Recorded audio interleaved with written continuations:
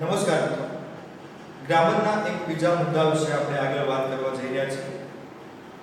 Direct indirect speech. Direct speech અને indirect speech કોને કહેવાય એના વિશે તમે અગાઉના ધોરણમાં ભણી ચૂક્યા છો. તો ડાયરેક્ટ સ્પીચ એટલે શું, ઇનડાયરેક્ટ સ્પીચ એટલે શું, થોડી વાત એના અંદર આપણે કરીએ.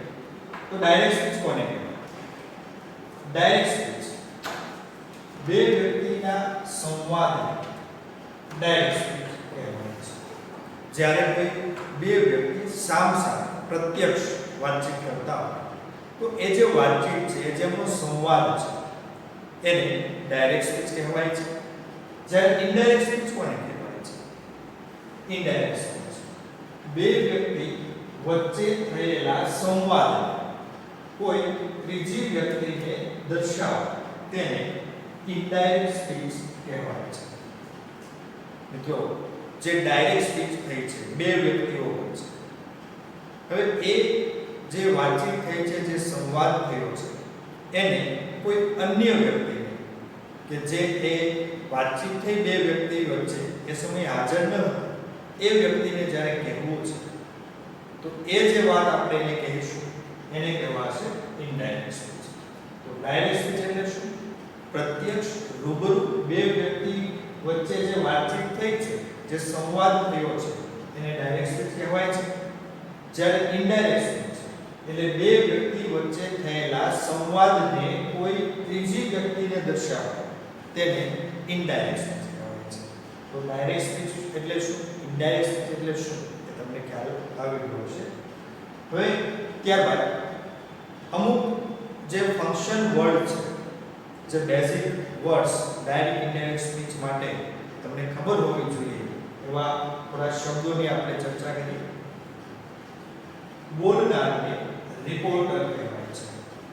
જે વ્યક્તિ બોલે છે એને રિપોર્ટર કહેવાય છે અને જે સાંભળે છે, સાંભળનાર લિસનર કહેવાય છે.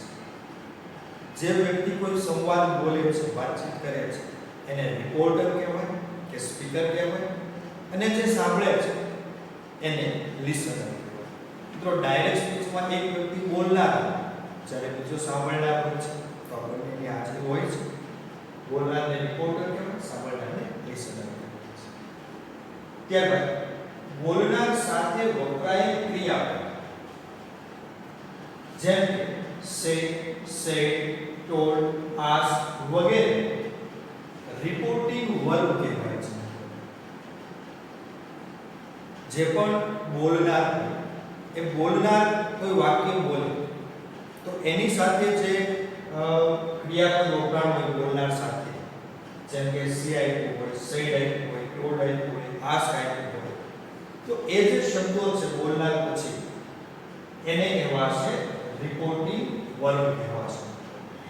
હવે ડાયરેક્ટ સ્પીચનું વાક્ય કઈ રીતે હોય છે, ઓળખાય કે તો કે અવતરણ ચિહ્નમાં આપેલ વાક્ય, જે અવતરણ ચિહ્નની અંદર જે વાક્ય આપ્યું છે એને રિપોર્ટેડ સ્પીચ કહેવાય છે અથવા ડાયરેક્ટ સ્પીચ પણ કહેવાય છે. રિપોર્ટિંગ વર્બ, રિપોર્ટર, લિસનર કે રિપોર્ટેડ સ્પીચ એને વાક્યમાં કઈ રીતે ઓળખી શકાય એના માટેનું એક એક્ઝામ્પલ અહીંયા આપેલું છે, જોઈએ. જેમ કે આ વાક્ય છે, દર્શન said to Bhavika, I so a film. તો આ જે વાક્ય છે મિત્રો, એના અંદર જે બોલનાર છે દર્શન, એને આપણે રિપોર્ટર કહીએ છીએ અથવા તો એને સ્પીકર પણ કહી શકાય. સેડ ટુ જે આપ્યું છે મિત્રો અહીંયા, સેડ તો સેડ ટુ છે ને આપણે શું કહીશું? રિપોર્ટિંગ વર્બ, જેને આપણે હવે શોર્ટમાં આરવી તરીકે બોલીશું, ઓળખીશું. તો આ રિપોર્ટર, આ રિપોર્ટિંગ વર્બ અને ભાવિકા છે એ લિસનર છે. પછી જે અવતરણ ચિહ્નોની અંદર જે વાક્ય આપ્યું છે એને કહેવાશે રિપોર્ટેડ સ્પીચ એટલે કે ડાયરેક્ટ સ્પીચ. તો આટલા સુધી ક્લિયર કર્યા પછી આપણે આગળ વાત કરીએ. તો મિત્રો, ડાયરેક્ટ ઇનડાયરેક્ટ સ્પીચ કોને કહેવાય એના વિશે આપણે અગાઉ વાત કરી.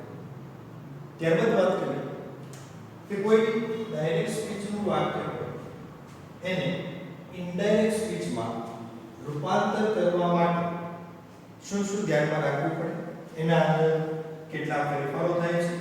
તો કે ડાયરેક્ટ સ્પીચમાંથી ઇનડાયરેક્ટ સ્પીચમાં કોઈ વાક્યને રૂપાંતર કરવા માટે મુખ્ય 3 ફેરફારો થતા હોય છે.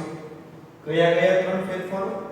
તો પહેલો ફેરફાર છે સર્વનામમાં ફેરફાર, બીજો ફેરફાર છે કાળ કે ક્રિયાપદમાં ફેરફાર અને ત્રીજો ફેરફાર છે સમયસૂચક શબ્દોમાં ફેરફાર.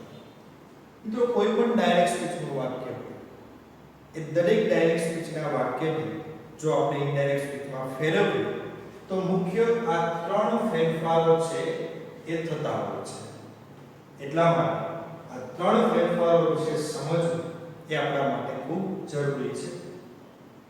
તો હવે તમને એમ થતું હશે કે આ સર્વનામ એટલે શું, કાળ ક્રિયાપદ એટલે શું, સમયસૂચક શબ્દો એટલે શું? તો એના વિશે આપણે વાત કરીએ. સર્વનામ, તમે મિત્રો અહીંયા જોઈ શકો છો આ સર્વનામનું એક કોષ્ટક છે. તો જ્યારે પણ ડાયરેક્ટ સ્પીચમાં તમને આવા કોઈ સર્વનામ આપ્યા છે તો એના અંદર પણ આપણે ફેરફાર કરવાના છે. તો એ સર્વનામ છે. કાળ ક્રિયાપદ એટલે શું? એમિઝાર છે, પ્લે વેલ, પ્લેડ કરો, તો એ બધું છે કાળ ક્રિયાપદ છે. સમયસૂચક શબ્દોમાં ફેરફાર એટલે શું? જેમ કે ટુડે છે તો એનું આપણે ધેટ ડે કરીએ છીએ ઇનડાયરેક્ટ સ્પીચમાં. તો આ જે ફેરફાર છે એ સમયસૂચક શબ્દોમાં ફેરફાર આપણે કહીશું. એટલે ડાયરેક્ટ સ્પીચમાંથી ઇનડાયરેક્ટ સ્પીચમાં કોઈ વાક્યને ફેરવવું છે તો આ 3 ફેરફારો થતા હોય છે. હવે એ ફેરફારો કેવી રીતે કરવાના છે એના વિશે આપણે ડિટેલમાં સમજીએ. તો પહેલો ફેરફાર છે સર્વનામમાં ફેરફાર. જો સર્વનામનો આ કોષ્ટક છે, તમે જોઈ શકો છો કે કુલ 40 સર્વનામ તમને આપેલા છે, 40 સર્વનામ.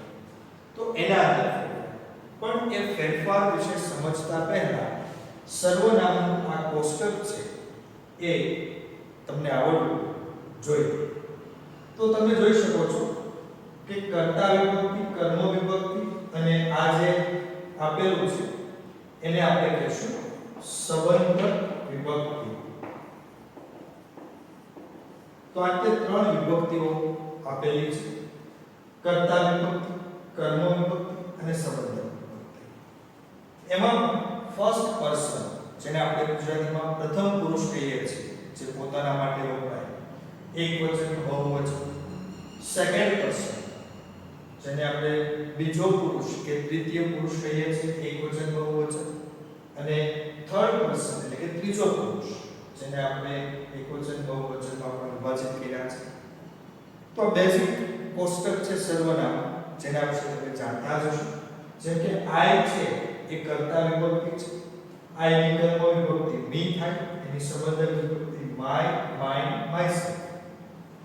વી કર્તા વિભક્તિ, એની કર્મ વિભક્તિ અસ, સંબંધક વિભક્તિ અવર, અવર્સ, અવરસેલ્વ્સ. બીજો પુરુષ એકવચન યુ, એનું બહુવચન પણ યુ છે. સેકન્ડ પર્સન છે એનું એકવચન સિંગ્યુલર એન્ડ પ્લુરલ બંને એક જ છે, પણ એનો અર્થ છે એ બદલાય છે. કર્મ વિભક્તિ યુ ની યુ છે. સંબંધક વિભક્તિ યોર, યોરસેલ્ફ, યોર, યોર્સ અને યોરસેલ્ફ. પ્લુરલ ફોર્મ હોય ત્યારે સેલ્ફ આવશે. એકવચન હોય ને તો એમાં સેલ્ફ આવે અને બહુવચન હોય એમાં સેલ્ફ આવે. આ સેકન્ડ પર્સન જે છે એકવચનમાં યોરસેલ્ફ, પણ સેકન્ડ પર્સન બહુવચન હોય એટલે યોરસેલ્ફ. ત્યારબાદ હી, જે છોકરા માટે વપરાય છે, પુરુષ માટે વપરાય છે, મેલ માટે વપરાય છે.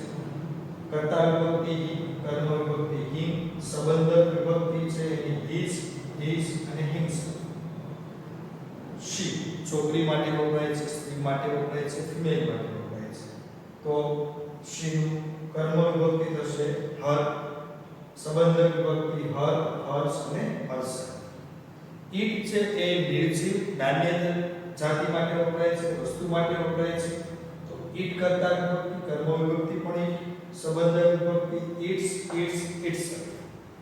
ત્યારબાદ આ ત્રણેયનું બહુવચન ઈશિત નું ત્રણેયનું બહુવચન થશે દે, કર્તા વિભક્તિ, કર્મ વિભક્તિ, ધેમ, સંબંધક વિભક્તિ, ધેય, ધેયસ અને ધેમસેલ્સ. તો આ રીતે સર્વનામનું કોષ્ટક તમે જાણતા જ હશો. આપણે થોડી વાત કરીએ. હવે સર્વનામમાં જે ફેરફાર છે એના માટે તમારે ત્રણ નિયમો છે એ યાદ રાખવા. એમાંનો પહેલો નિયમ, જો ડાયરેક્ટ સ્પીચના વાક્યમાં સર્વનામ તરીકે આઈ અથવા વી, જો ડાયરેક્ટ સ્પીચના વાક્યમાં સર્વનામ તરીકે આઈ અથવા વી કે તેની કોઈ પણ વિભક્તિ આપી તો સર્વનામમાં ફેરફાર બોલનારની વિભક્તિ મુજબ થશે. મિત્રો ખાસ સમજો. પહેલો નિયમ શું છે કે જો ડાયરેક્ટ સ્પીચનું વાક્ય તમારી સામે અહીંયા આપેલું છે, જે વાક્ય ડબલ ઇન્વર્ટેડ કોમાની અંદર હોય એને ડાયરેક્ટ સ્પીચ કહેવાય છે અથવા તો એને રિપોર્ટેડ સ્પીચ કહેવાય છે. ડાયરેક્ટ સ્પીચ અથવા તો એને આપણે કહીશું રિપોર્ટેડ સ્પીચ. આ બંને એક જ છે, ડાયરેક્ટ સ્પીચ કે રિપોર્ટેડ સ્પીચ. તો પહેલો નિયમ શું છે સર્વનામ, કે જો ડાયરેક્ટ સ્પીચના વાક્ય સર્વનામ તરીકે આઈ અથવા વી કે તેની કોઈ પણ વિભક્તિ, એટલે મિત્રો આઈ અથવા વી છે એની આ વિભક્તિ, એની કોઈ પણ વિભક્તિ હોય, એટલે કર્મ વિભક્તિ હોય કે સંબંધિત વિભક્તિ, તો સર્વનામમાં ફેરફાર બોલનારની વિભક્તિ મુજબ થશે. તો મિત્રો આ ડાયરેક્ટ સ્પીચનું વાક્ય છે. સૌપ્રથમ તો તમને ખબર પડવી જોઈએ કે સર્વનામ કયા કયા છે. મિત્રો આ જે કોષ્ટકની અંદર આપ્યા છે 40 એ સર્વનામ છે. તો એમાંથી જો કોઈ હોય તો એ સર્વનામ. તો અહીંયા આપણને બે સર્વનામ જોવા મળે છે, આઈ અને માયસેલ્ફ. તો એમાં ફેરફાર કરવાનો છે. સર્વનામમાં ફેરફાર થશે, એમાં ફેરફાર કરવાનો છે. કઈ રીતે થશે? તો કે જો આઈ અથવા વી કે એની કોઈ પણ વિભક્તિ, તો સર્વનામમાં ફેરફાર છે એ બોલનારની વિભક્તિ મુજબ થશે. મિત્રો બોલનાર કોણ છે? રવિ છે. તો આઈ છે એ કઈ વિભક્તિમાં આવે છે? કર્તા વિભક્તિ. બોલનાર રવિ છોકરો છે તો એની કર્તા વિભક્તિ કઈ આવશે? હી આવશે. એટલે અહીં આપણે જ્યાં આઈ આવ્યું છે ત્યાં લખવું પડશે હી. એવી જ રીતે માયસેલ્ફ. તો માયસેલ્ફ છે તમે જોઈ શકો છો સંબંધક વિભક્તિમાં આવે છે માયસેલ્ફ. પણ આપણે તો આઈ અથવા વી કે એની કોઈ પણ વિભક્તિ, તો ફેરફાર બોલનાર છે. તો માયસેલ્ફ છે એ પણ આઈ ની જે વિભક્તિ છે તો બોલનાર છે. તો માયસેલ્ફ છે એમ છોકરા માટે શું આવશે? હિમસેલ્ફ. એટલે જે માયસેલ્ફ છે એમાં આપણે શું કરી નાખવાનું છે? હિમસેલ્ફ. આ રીતે મિત્રો આપણે પહેલો નિયમ છે. હવે માની લો કે અહીંયા બહુવચન, બરાબર છે, જેમ કે અહીંયા આપ્યું હોય કે ચિલ્ડ્રન, બરાબર, કે કોઈ પણ બહુવચન હોય તો અહીંયા જે સર્વનામ છે પણ બહુવચનના જ આવે તો સ્વાભાવિક વાત છે. તો આ પહેલો નિયમ. આશા રાખું છું કે તમને સમજાણો હશે. ત્યારબાદ બીજો ફેરફાર આપણે સમજીએ. જો ડાયરેક્ટ સ્પીચના વાક્યમાં સર્વનામ તરીકે યુ કે તેની કોઈ પણ વિભક્તિ આપેલ હોય તો સર્વનામમાં ફેરફાર સાંભળનારની વિભક્તિ મુજબ થશે. મિત્રો પહેલો નિયમ શું હતો? આઈ અથવા વી કે તેની કોઈ પણ વિભક્તિ આપી છે ડાયરેક્ટ સ્પીચમાં, તો સર્વનામમાં ફેરફાર છે એ બોલનાર મુજબ થશે. જ્યારે યુ કે તેની કોઈ પણ વિભક્તિ આપી છે તો સર્વનામમાં ફેરફાર છે એ સાંભળનારની વિભક્તિ મુજબ થશે. આ બીજો નિયમ છે. મિત્રો તમે જોઈ શકો છો કે જો યુ કે તેની કોઈ પણ વિભક્તિ હોય તો ફેરફાર છે એ સાંભળનાર મુજબ કરવાનો છે. પરંતુ મિત્રો યુ છે એની કર્તા વિભક્તિ પણ યુ છે અને એની કર્મ વિભક્તિ પણ યુ છે. સ્પેલિંગ બંનેના સરખા છે. પણ સાંભળનાર માની લો કે છોકરો હોય તો એની તો કર્તા વિભક્તિ હી છે અને કર્મ વિભક્તિ હિમ, બંને અલગ અલગ છે. તો આપણને ખબર કેમ પડે કે જે યુ આપેલું છે એ કર્તા વિભક્તિ તરીકે છે કે કર્મ વિભક્તિ તરીકે છે? તો એના બે નિયમો છે. જેમ કે જો યુ પછી ક્રિયાપદ કે સહાયકારક ક્રિયાપદ આપેલ હોય, યુ પછી યુ પછી તરત જ ક્રિયાપદ હોય કે સહાયકારક ક્રિયાપદ હોય, વર્બ હોય કે ટુ બી હોય, તો સાંભળનારની કર્તા વિભક્તિ લખવી. તો જે આ યુ છે ને એ કર્તા વિભક્તિ તરીકે છે.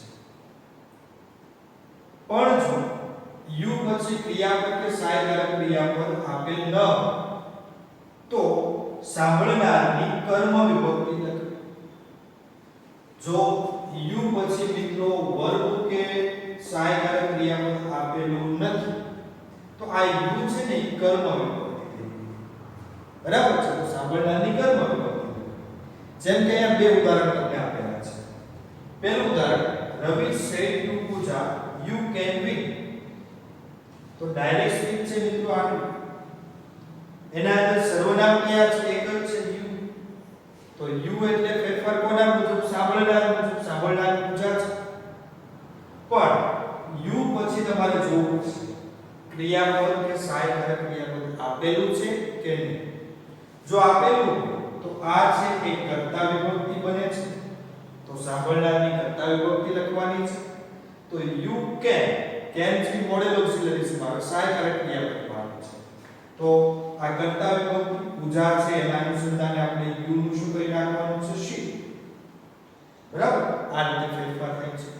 બીજું વાક્ય જુઓ, રવિ said to Pooja I can help you. તો મિત્રો ડાયરેક્ટ સ્પીચ નું આ જે વાક્ય છે એના અંદર સર્વનામ કયા કયા છે? બે જ સર્વનામ છે, I અને you. I હોય એટલે ફેરફાર કોના મુજબ થાય? બોલનાર મુજબ. I છે એ કર્તા વિભક્તિ, બોલનાર રવિ છોકરો છે તો એની કર્તા વિભક્તિ શું થાય? he થશે. યુ આપ્યો એટલે ફેરફાર સાંભળનાર મુજબ. પણ મિત્રો જુઓ યુ પછી કોઈ પણ શબ્દ છે નહીં. તો યુ પછી જો ક્રિયાપદ કે સહાયકારક ક્રિયાપદ ન હોય તો કર્મ વિભક્તિ લખવાની છે. સાંભળનાર પૂજા છોકરી છે તો એની કર્મ વિભક્તિ શું થશે? કર્મ વિભક્તિ છોકરીની થશે હર. એટલે અહીંયા યુ છે એનું આપણે કરવું પડશે હર.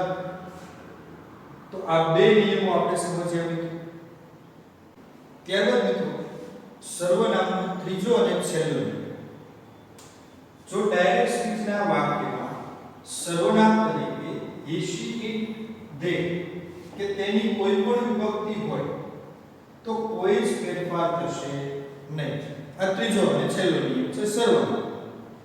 કે જો ડાયરેક્ટ સ્પીચના વાક્યમાં સર્વનામ તરીકે he she it they કે તેની કોઈ પણ વિભક્તિ him his her they herself આવું કોઈ પણ આપ્યું છે, ત્રીજો પુરુષ જેને આપણે કહીએ છીએ થર્ડ પર્સન, એક વચન કે બહુવચન, તો ઇનડાયરેક્ટ સ્પીચ ની અંદર કોઈ ચેન્જીસ કરવાના નથી. એ જે સર્વનામ છે એમના એમ આપણે મૂકી દેવાના. જેમ આનું ઇનડાયરેક્ટ કરો ત્યારે આ he છે તો એનું he જ લખવાનું છે, himself છે તો એનું himself જ લખવાનું છે. એમાં કોઈ ચેન્જીસ નહીં થાય નથી. સર્વનામમાં ફેરફારમાં મિત્રો બે જ નિયમો આપણે અગત્યના છે. પહેલો નિયમ કે I અથવા we કે તેની કોઈ પણ વિભક્તિ આપી છે તો ફેરફાર કોના મુજબ? બોલનાર મુજબ. જો ડાયરેક્ટ સ્પીચના વાક્યમાં યુ કે તેની કોઈ પણ વિભક્તિ આપી છે તો ફેરફાર કોના મુજબ? સાંભળનાર મુજબ. he she they કે તેની કોઈ પણ વિભક્તિ આપી છે તો એના અંદર કોઈ ફેરફાર થાય નહીં. તો આશા રાખું છું કે સર્વનામના ફેરફારના જે ત્રણ નિયમો છે એ તમને સમજાણા હશે. નેક્સ્ટ ટાઈમ કાળ ક્રિયાપદમાં ફેરફાર એના વિશે આપણે વાત કરીશું.